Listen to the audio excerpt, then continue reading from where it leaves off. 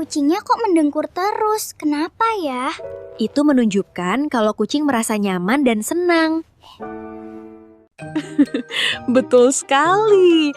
Suara dengkuran ini adalah cara utama kucing berkomunikasi, bahwa mereka merasa sangat aman dan terlindungi di dekat kita.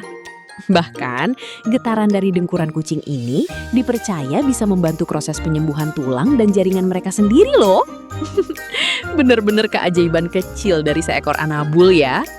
Kucingmu biasanya paling sering mendengkur pas lagi diapain nih? Tulis di kolom komentar ya.